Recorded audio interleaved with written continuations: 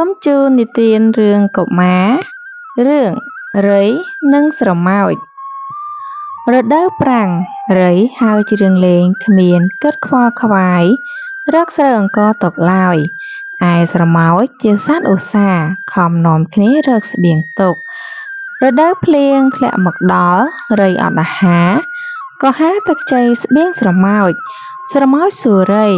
អើរីកាលពេលរដូវប្រាំងតើអ្នករវល់ធ្វើអ្វីបានជាមិនខំរកស្បៀងទុករៃឆ្លើយខ្ញុំរវល់ហើរស្រែកច្រៀងលេងយ៉ាងសប្បាយស្រមោចតបរៃអើយបើពីដើមអ្នកឯងធ្លាប់ច្រៀងលេងឥឡូវអ្នកឯងច្រៀងលេងទៀតទៅព្រោះការច្រៀងនាំឲ្យអ្នកឯងឆ្អែតរៃនៅតែទទូចអង្វរស្រមោចអមិត្តអើយខ្ញុំអត់បាយស្ទើរដាច់ពោះស្លាប់ទៅហើយអាណិតចែកស្បៀងឲ្យខ្ញុំខ្ចីបន្តិចមកស្រមោចឆ្លើយស្បៀងយើងមានខ្លះដែរតែទុកល្មមឲ្យកូនចៅយើងពុំមានស្បៀងច្រើនចែករំលែកឲ្យអ្នកទេរៃអស់សង្ឃឹមក៏ហើរទៅវិញទាំងទុក្ខសោក